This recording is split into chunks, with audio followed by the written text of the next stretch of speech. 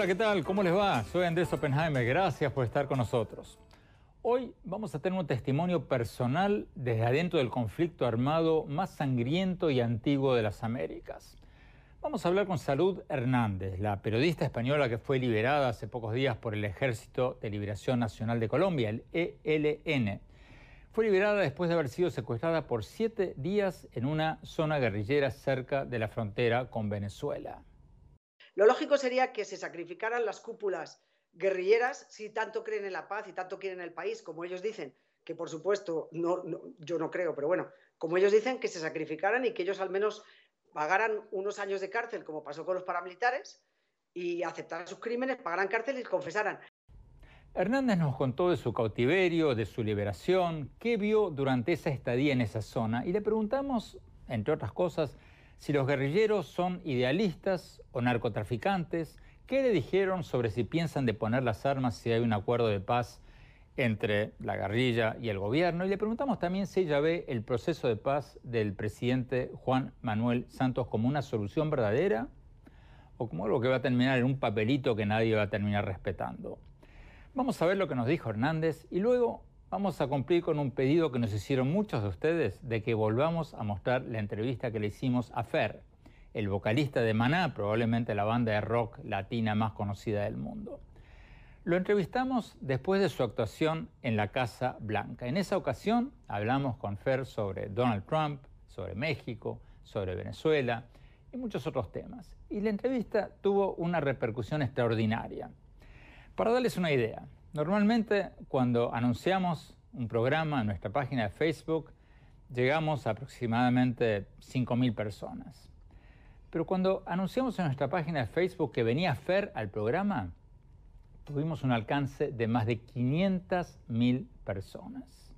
La lectura que yo hice de Trump es una persona que no le gustan los latinos, no sé si por el color de piel o porque no son blancos como él, o yo no entiendo, pero la realidad es que a él no le gustan los latinos, ¿va? Eso en mi pueblo, como decimos aquí en México, eso se llama racismo. Esa es una percepción mía y yo con todo el derecho de ser ciudadano del mundo puedo pues expresarla, ¿no? Y finalmente vamos a ver la entrevista que le hicimos al expresidente de Chile, Sebastián Piñera, que muchos ven como un probable candidato para las elecciones de Chile del 2017. Hablamos con él de cómo ve los cambios políticos en América Latina y las elecciones en Estados Unidos.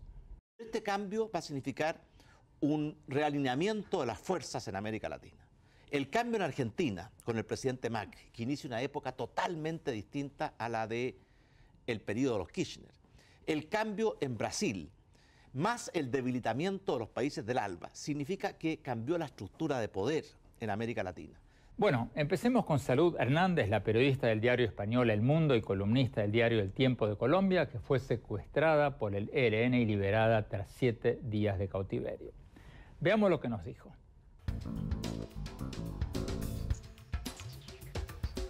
Salud Hernández, gracias por estar con nosotros. Antes que nada, es una gran noticia para todos que te encuentres bien y de regreso con tus seres queridos. Cuéntanos un poco de tu secuestro. Tú habías ido a un pueblo en la frontera con Venezuela donde había una gran presencia de guerrillas de la FARC, del ELN y del EPL. ¿Por qué fuiste a ese lugar y cómo fue tu secuestro? Cuéntanos un poco. Bueno, escogí el Tarra porque es un municipio en donde tiene fuerte presencia no solo las FARC, sino también el ELN y el EPL, y quería saber qué iba a ocurrir en esas zonas de Colombia en donde opera más de un grupo armado el día que las FARC pacten con el gobierno el fin de su lucha armada, y qué va a ocurrir ahí, quién va a ocupar su espacio, y además es una zona que es donde más han crecido los cultivos ilícitos en los últimos 2 años. Se han triplicado el Tarra, y también el Tarra es el municipio donde más laboratorios de cocaína han destruido en estas últimas semanas. Esa fue la razón para mí para escoger el Tarra. Tú cuentas en el periódico El Mundo, en la crónica que escribiste sobre tu secuestro, que en el pueblo donde estabas estaban velando a un joven de 22 años asesinado por el EPL cuando quería dejar sus armas, pero que nadie en el pueblo osaba protestar contra ese crimen. Cuéntanos un poco cómo es la vida en esos pueblos. ¿Cómo puede ser que nadie se levante contra una situación como esa?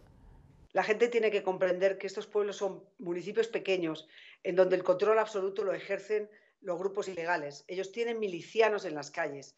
Ellos tienen oídos por todas partes. La gente no sabe con quién habla. Si se te ocurre criticar que el EPL, que es la guerrilla más pequeña de las tres, ha asesinado a un hijo de ese pueblo porque intentó dejar las armas, te pueden ir después tomar represalias contra ti. Es decir, son pueblos donde impera la ley del silencio.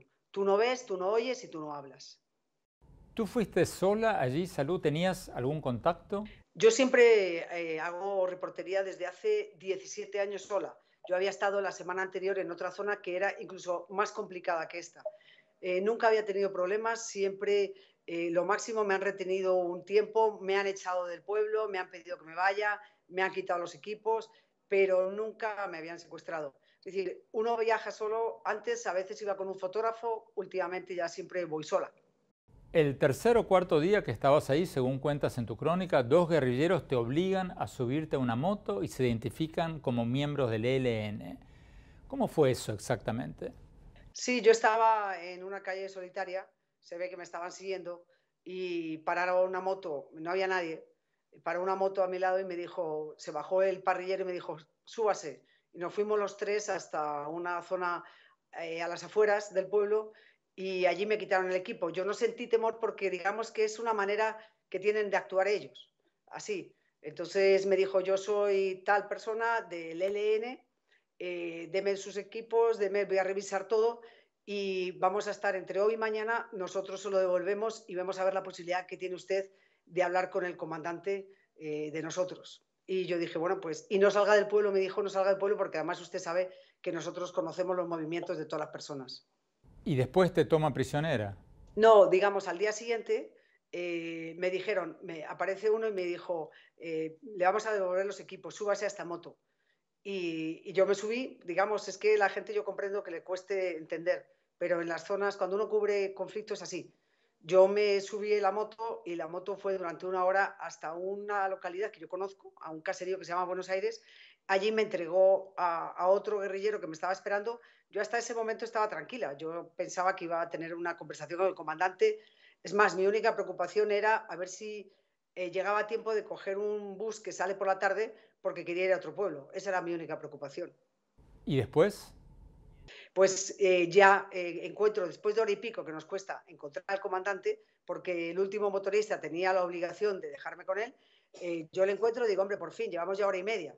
Y me dice, bueno, deme todo, él me quita la mochila, ya todo lo que tengo, y me dice, se va a quedar con nosotros unos días. Ahí me enfado con él, le digo que esas no son las maneras, que no entiendo por qué tienen que secuestrar. Él dice que no, que solamente van a ser unos días. Se lleva y me dice que en un momento qué número de pie calzo, que me va a traer ropa y unas botas de caucho.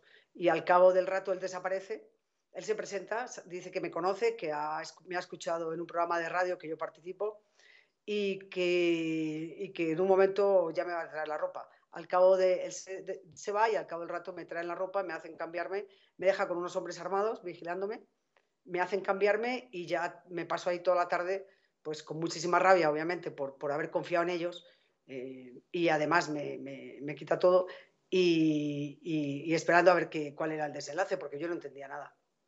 ¿Y después te tuvieron encerrada con guardas armados afuera?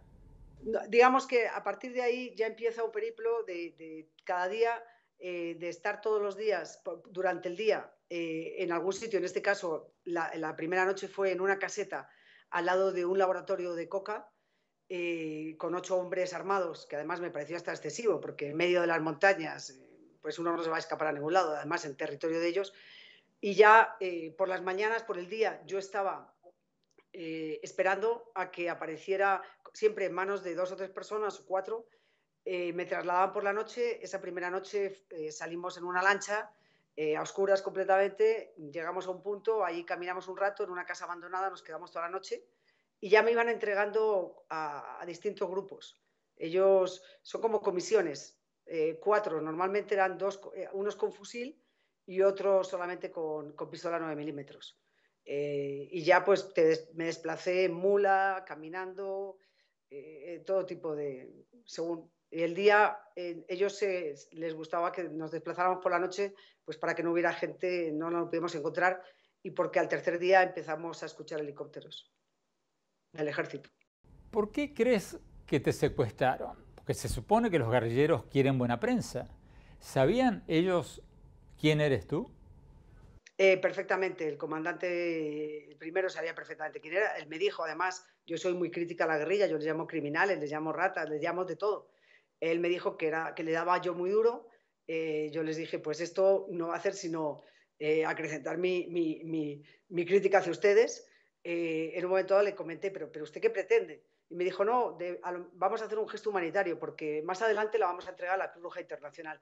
Me pareció una ecuación tan absurda que yo siempre me pasé todos los días pensando que había algo escondido, había una pieza del rompecabezas que se me escapaba, porque no podía pensar que fueran tan simples como para creer que alguien se va a tragar el cuento de que te secuestran y luego son humanitarios porque te liberan, aunque en el pasado les ha funcionado alguna vez, la verdad.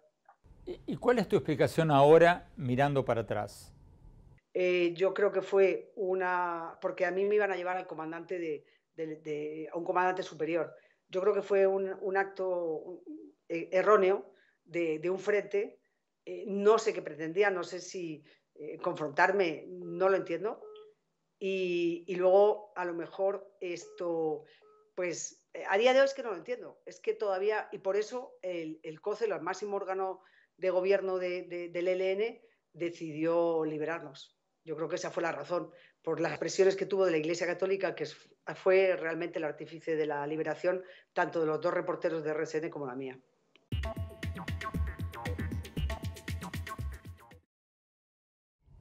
Tenemos que ir a un corte y cuando volvamos seguimos con la entrevista con Salud Hernández, la periodista española que fue secuestrada y luego liberada por el ELN en Colombia. Ya volvemos.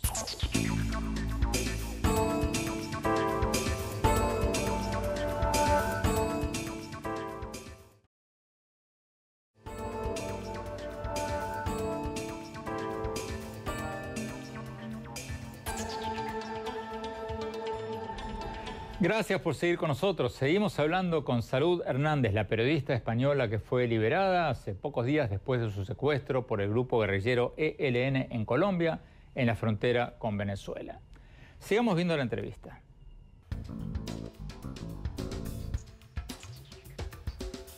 Salud, por lo que tú viste mientras estuviste secuestrada, ¿cómo describirías a los guerrilleros o a los terroristas o como querramos llamarlos? ¿Son idealistas o narcotraficantes o qué? No, vamos a ver, hay dos niveles, ¿no? Los que están contigo están en la guerrilla por distintos motivos. Unos están porque entraron a los 8 años, a los 12, a los 13, porque, atraídos por las armas, porque les parece... Tengan en cuenta ustedes que esto es una región, el Catatumbo, donde nunca han mandado la autoridad, nunca la han tenido el Estado. Ahí hay policía, pero la policía se recluye en su estación y si asoma la nariz un francotirador les mata, es decir, no, la única autoridad son los grupos ilegales. Siempre ha sido así. Viven de la coca, necesitan esos grupos ilegales porque están en un negocio ilícito. Entonces, estos chicos, el que le gusta las armas se mete en uno de los 3 grupos armados, otras veces porque eso les da poder, porque les da un poco de prestigio. Hay unos que por resentimiento, porque los paramilitares asesinaron a su familia, o bien porque el ejército mató a su familia, o porque se sintieron maltratados. Siempre tienen un discurso de que ellos luchan por el pueblo, siempre. Y es un lenguaje, digamos, para que lo entienda la gente, como hablar con un chavista recalcitrante, como, es muy parecido. El que tiene un poquito de nivel, porque también el nivel educativo es ínfimo. Desgraciadamente, no solamente los guerrilleros, sino de todos los campesinos de esas zonas, porque la educación es un desastre por allá. Por lo que viste y escuchaste allí, por tus conversaciones con tus secuestradores, ¿crees que los guerrilleros van a deponer las armas si se firman estos acuerdos de paz que está negociando el gobierno del presidente Juan Manuel Santos o no? No las van a entregar, pero es que con estos y con otros que he tenido en los últimos meses, no las van a entregar, lo han dicho por activa y por pasiva, no las van a entregar. Las van a guardar, las van a encaletar, pero no las van a entregar. Dicen que son la garantía de que un día más adelante les pueden cumplir, no se fían en absoluto del gobierno, desconfían de este y de todos los gobiernos que puedan venir, no se fían de las fuerzas militares y lo han dicho por activa y por pasiva. No solamente no se van a entregar, sino que algunos de las FARC se van a pasar al ELN. ¿Qué crees entonces que va a pasar si se firman estos acuerdos? Que en algunas zonas de Colombia las FARC se van a entregar, van a desmovilizarse. Obviamente la violencia disminuye, pero que en áreas muy cocaleras, donde impera la ilegalidad, donde el Estado está ausente, porque usted para llegar, por ejemplo, a la capital del departamento, usted tiene que recorrer por lo menos son 7 horas por caminos pésimos. En esas zonas donde operan otros grupos, pues va a seguir mandando, va a tomar el espacio que abandonen las FARC, lo van a ocupar alguno de los dos grupos. Entonces, si te entiendo bien, ¿tú crees que estos acuerdos de paz no van a servir de mucho? No, en algunas zonas sí. Es decir, esto es como con los paramilitares. En muchas zonas donde los paramilitares, por ejemplo, esta misma, el Catatumbo, hay un área del Catatumbo donde eran fuertes. En zonas donde los paramilitares eran fuertes, se desmovilizaron y nunca más volvieron y nadie ocupó su lugar. Sin embargo, en zonas cocaleras o en zonas que han sido siempre tradicionales tanto de coca como de contrabando, aquí tienen en cuenta que aparte de que es selvático y que es de difícil acceso, es que es fronterizo con Venezuela. Entonces, de ahí trae mucho contrabando, narcotráfico, en fin, los insumos químicos antes, ahora no, porque no hay de nada, pero cuando había algo, traían los insumos químicos para los laboratorios de coca. En estas zonas tan apartadas, con tantos años, que estamos hablando de 30 años de ilegalidad, va a ser muy difícil. Pero, sin embargo, en otras, yo creo que van a cumplir. Y la violencia, de todas maneras, pues va a disminuir. Pero en las zonas donde de este tipo, no va a haber, no se va a notar. La oposición en Colombia y varios grupos de derechos humanos como Human Rights Watch critican estos acuerdos de paz porque dicen que muchos criminales de guerra, entre estos líderes guerrilleros, que han cometido actos terroristas contra civiles quedarían impunes, no pasarían un día de cárcel. ¿Es válida esta crítica a los acuerdos de paz? Pues mire, yo estos días, yo llevo 16 años trabajando, soy miembro, porque no trabajo ahí, pero soy miembro de la Fundación País Libre que lucha contra el secuestro. Entonces yo conozco muy bien casos de secuestros por decenas. Y yo estaba pensando en todos los secuestrados, yo decía, ¿qué tal la gente que ha estado secuestrada 8, 7, 9, 12 años, meses y meses y meses? Y luego, imagínense, es que han estado hasta 14 años, ha habido 4 miembros de la Policía del Ejército que estuvieron 14 años secuestrados y terminaron acribillados a balazos. La gente no tiene ni idea. Imagínense 14 años, piensen lo que han hecho ustedes durante los últimos 14 años de su vida. Imagínense esos años amarrado y resulta que los que cometieron esas atrocidades no van a tener un día de cárcel, ni un día de cárcel. Me parece atroz. Entonces, Salud, ¿cuál es la solución para el conflicto en Colombia? Pues ya es muy difícil porque ya cuando has negociado mal, pues la parte contraria no se va a devolver. Es decir, ya lo conquistado no se va a devolver. La impunidad va a reinar de todas maneras. Es imposible. Lo lógico sería que se sacrificaran las cúpulas guerrilleras si tanto creen en la paz y tanto quieren el país, como ellos dicen, que por supuesto yo no creo, pero bueno, como ellos dicen, que se sacrificaran y que ellos al menos pagaran unos años de cárcel, como pasó con los paramilitares, y aceptaran sus crímenes, pagaran cárcel y confesaran. Porque hay otra cosa que le quiero decir. En esta gente, todos me decían que esto no era un secuestro, que secuestro eran los presos que tenían en sus cárceles. Que esto no era un secuestro porque a mí me trataban bien, que esto no era un secuestro. Finalmente, Salud, después de tu secuestro, ¿piensas volver a las zonas controladas por la guerrilla? ¿Y tú crees que tus colegas deberían seguir yendo? Pues es que no me queda más remedio que volver, porque es mi trabajo. Es decir, yo soy reportera y no solamente no me queda más remedio, es que a mí me gusta reportar de Colombia y me parecería un triunfo de las guerrillas que no reportemos lo que está sucediendo en las zonas bajo su control. Me parecería un triunfo de ellos. Más quisieran ellos que jamás pusiéramos el ojo en esas zonas. No, pero además, como yo le dije al comandante guerrillero, es que a mí no solamente me interesa lo que ustedes hacen, es que hay muchísimas cuestiones sociales de las que hay que informar. Es que no son ustedes los únicos importantes aquí. Hay mucha gente, aquí hay gente muy buena, gente que necesita que el Estado tenga una presencia, no solamente con un helicóptero militar y con un avión espía. Aquí necesitan que vengan profesores, necesitan carreteras que son infames, necesitan electricidad, necesitan muchas cosas. Tenemos que ir a un corte. Cuando volvamos, la entrevista con Fer, el vocalista de Maná. Ya volvemos.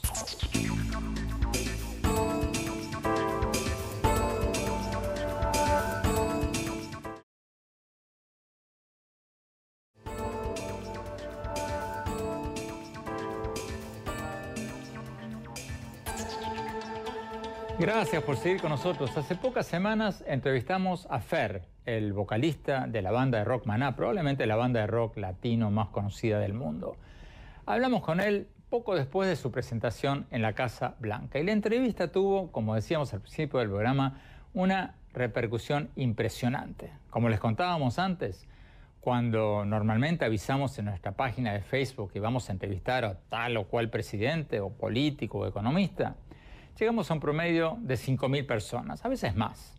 Pero esta vez, con Fer, tuvimos una llegada a más de 500.000 personas. Y después de la entrevista, muchos de ustedes que no alcanzaron a verla nos pidieron que la repitiéramos. Entonces, aquí va, nuevamente.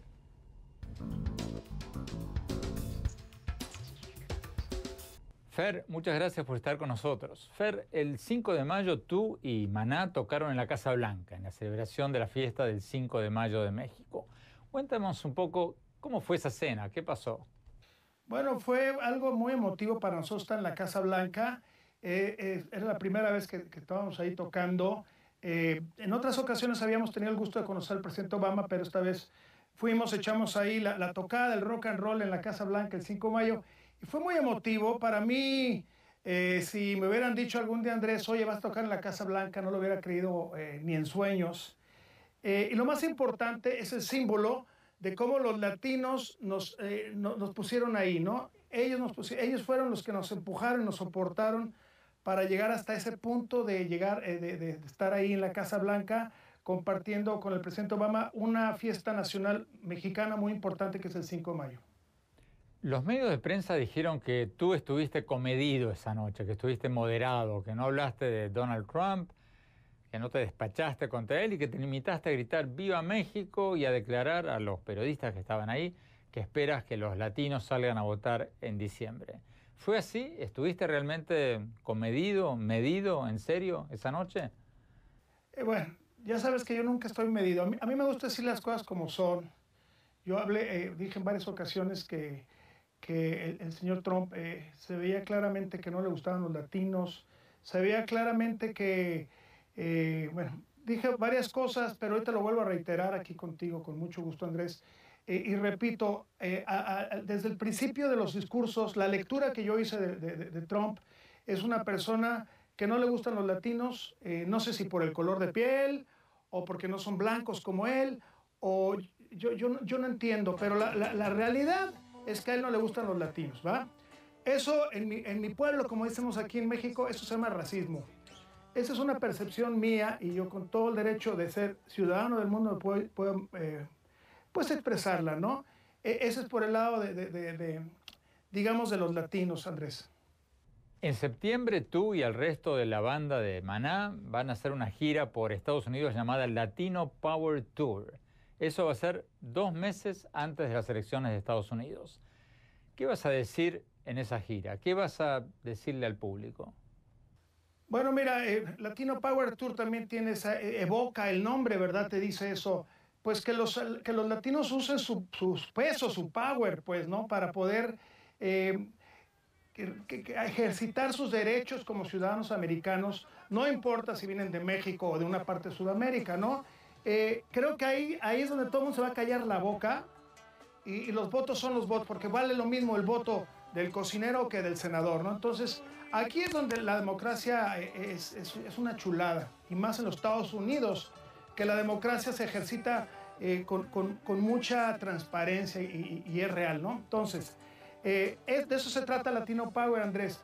Ahora, el tour va súper bien, para que se pongan todos los fans truchas, se pongan listos. Los boletos están acabando para este tour y va a ser una cosa muy emotiva, ¿no? Va a ser como una fiesta latinoamericana. ¿Qué crees tú que tendría que hacer el gobierno de México ante la candidatura de Donald Trump y ante las cosas que dice Donald Trump? Porque hay quienes dicen que si el presidente de México lo confronta, le contesta cada una de las cosas que dice, le está dando munición y en última instancia beneficiaría a Trump ante sus votantes. Y otros dicen que México tendría que salir a confrontar y que lo peor que puede hacer es quedarse callado, no contestar. ¿Qué hacer? Bueno, mira, para mí el nivel que tiene Trump es de reality show. Él es bueno para hacer eso. Yo algún día estuve en un Miss Universo en Las Vegas y él es bueno para eso. Pero eso es otra cosa de ser presidente. Eso es una cosa... Y hacer presidencia en el país más poderoso del mundo, válgame Dios, o sea, eso va a ser una cosa ridícula. O sea, entonces, no se puede poner un presidente mexicano al nivel de ese reality show que maneja Trump, porque su lenguaje es muy vulgar, su lenguaje es violento, su lenguaje no suena serio, es la verdad. Para un reality show está poca madre, está muy bien, pero para un presidente dices, como dicen los americanos, ¿what? Entonces yo creo que los presidentes del mundo, no solamente de México, del mundo, muchos de ellos están consternados, la mayoría, no se tienen que poner al nivel de reality show de Trump, para mi percepción política. ¿Te parece bien que algunos latinos saquen banderas mexicanas en las manifestaciones de hispanos contra Trump o es contraproducente? Porque algunos dicen que eso es regalarle un argumento a Trump y a quienes quieren pintar a los mexicanos o a los latinos como gente que no se integra, que no se quiere integrar a Estados Unidos. ¿Te parece bien o mal eso? Pues bueno, mira, la bandera mexicana, siempre traen los mexicanos adentro su raíz, no pasa nada, digo, en la manera en que respeten la bandera americana como su primera bandera, para los que son ya americanos, está bien.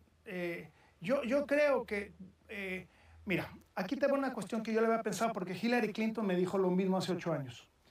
Aquí el asunto es el siguiente, que como a los mexicanos los han rechazado, ¿va?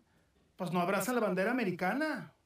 ¿Por qué? Porque no han sido todavía bien integrados a la ciudad. ¿Por qué? Por su color de piel, por lo que sea, lo rechazan. ¿Y qué buscan? Pues su bandera de raíz, ¿no? Ojo, aquí hay que abrazar más a todas las culturas que ya son además americanos, son ciudadanos americanos, para que abracen con mucho gusto su bandera, ¿no? Entonces, ahí ha habido un problema también de falta de reconocimiento a los mexicanos en los Estados Unidos. Tú y Maná y tu banda acaban de hacer una gira por América Latina. ¿Qué es lo que más te llamó la atención en estos países que acabas de visitar ahora? Bueno, que Latinoamérica es un continente alucinante, lleno de sueños, lleno de ideas, de impulso. Es un continente brioso, es un continente muy soñador. Somos soñadores y tarde o temprano la vamos a hacer. Pero también, ¿sabes qué? Estuve con varias gentes de la política y están preocupados también por el asunto de Trump. Te quiero comentar algo interesante. La otra vez yo estaba con el televisor abajo, en alguna parte de los Estados Unidos, en algún noticiero, y no oía el discurso de Trump. Nomás se veía cómo se movía y movía el podio así, y volteaba y decía, y yo dije, wow, empezaron a hacer una lectura sin el sonido de la TV. Y dije, oye, este tipo se ve violento, ¿eh? Subo la TV y sí, pues su discurso era violento, ¿no? Contra los musulmanes, contra los latinos, hasta incluso contra las mujeres que también se las ha cargado. Bueno, esto significa que globalmente él tiene el potencial de armar una guerra, podría hacerlo, porque él es violento. Y le ha dicho que él no se va a dejar. Y eso es muy triste, eso es muy complicado. La guerra es lo más infernal que puede crear el ser humano. No se trata de violencia, señor Trump, se trata de concordancia. Para eso somos humanos, y platicar y arreglar, debatir, discutir, llegar a consensos, ¿va?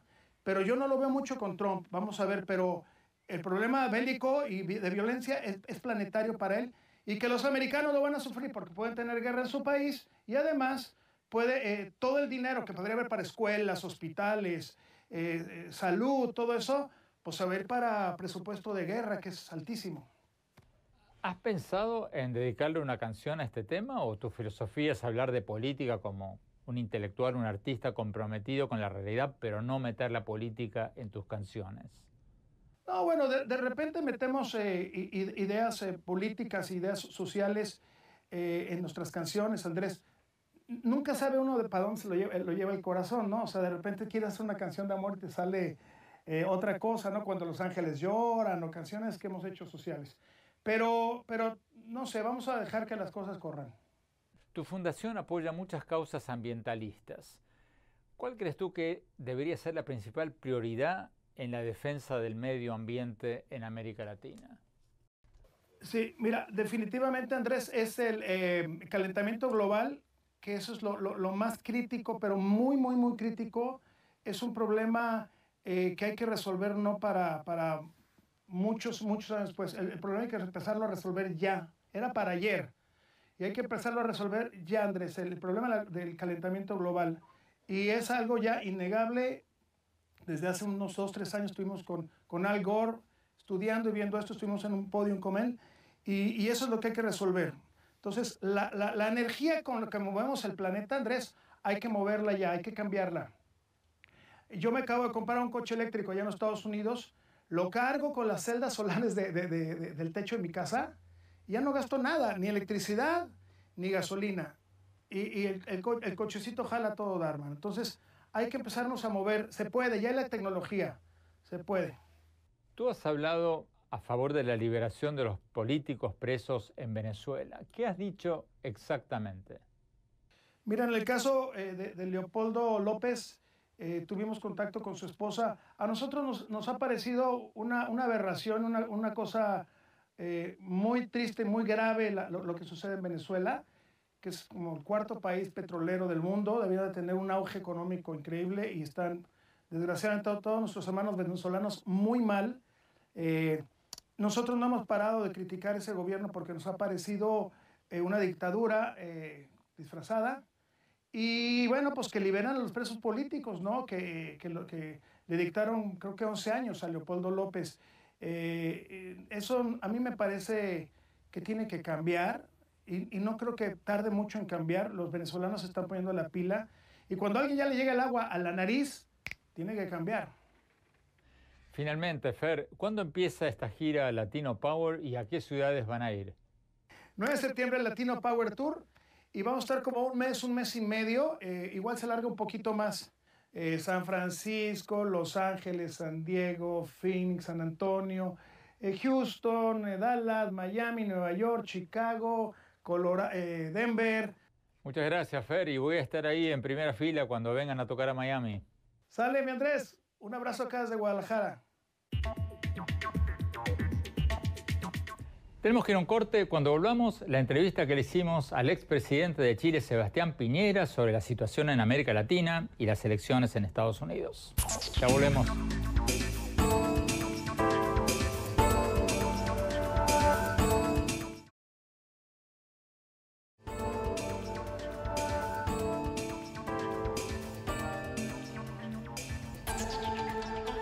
Gracias por seguir con nosotros. Vamos a ver la entrevista que le hicimos al expresidente de Chile, Sebastián Piñera.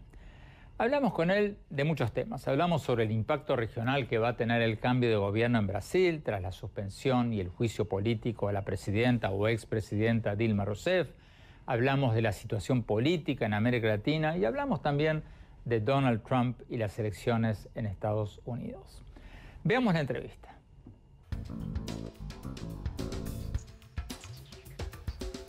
Expresidente Sebastián Piñera, muchas gracias por estar con nosotros. Hace poco asumió el nuevo gobierno de Brasil, del presidente interino Michel Temer.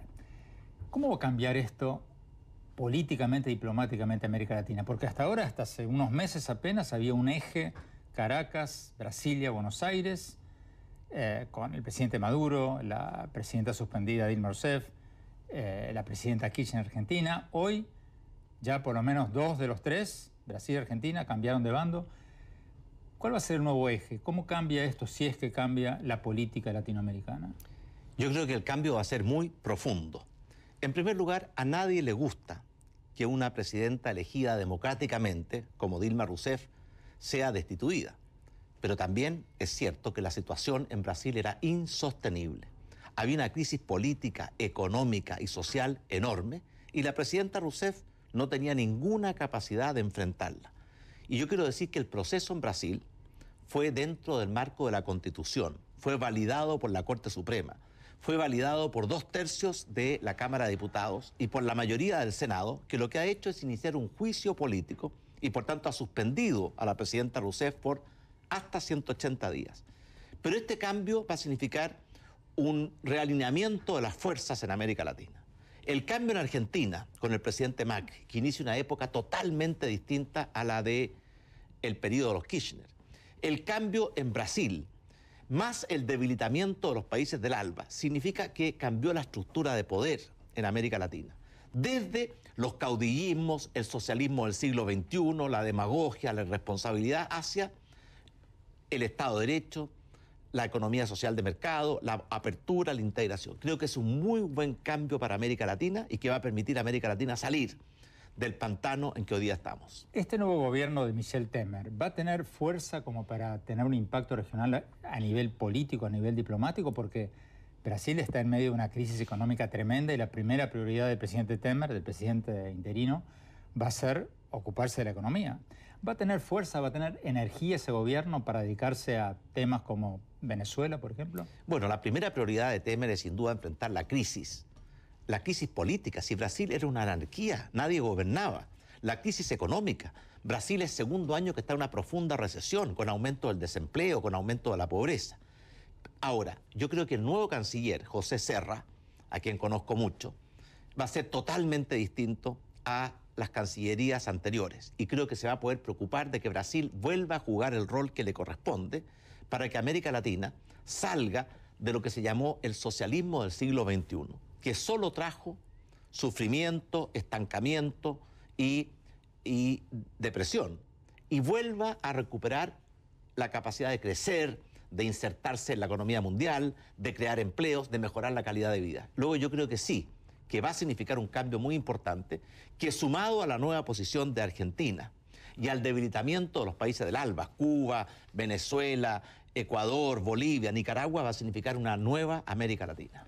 Usted, durante su presidencia, impulsó mucho la Alianza del Pacífico, este bloque comercial de México, Colombia, Perú, Chile. El presidente Macri de Argentina dijo que una de sus intenciones como presidente sería integrar al Mercosur con la Alianza del Pacífico. Incluso tengo entendido que va a participar ahora en una reunión de la Alianza del Pacífico. Ahora con Brasil, ¿usted cree que Brasil se va a integrar a este proyecto y que hay una posibilidad de una integración económica entre los dos bloques, Mercosur y la Alianza del Pacífico? Nosotros junto a México, Colombia, Perú y Chile creamos la Alianza del Pacífico, que ha sido sin duda la experiencia o el esfuerzo de integración más exitoso en la historia de América Latina. Porque el Pacto Andino, UNASUR, Mercosur, ALADI, ninguno funcionó. El presidente Macri ha manifestado su interés de acercar Mercosur a la Alianza del Pacífico y creo que es una buena dirección y una buena intención. Yo espero que Brasil haga lo mismo, pero para poder integrar, ellos, los países de Mercosur, tienen que aceptar reglas básicas. La democracia, el Estado de Derecho, la economía social de mercado, la apertura, la integración, el libre comercio. No lo que tienen hoy día. Mercosur hoy día es una unión aduanera. Hacen un muro común frente al resto del mundo, se aíslan del resto del mundo sobre pretexto de integrarse entre ellos. Ha dado muy malos resultados. Tenemos que ir a un corte. Cuando volvamos, mis conclusiones. No se vayan.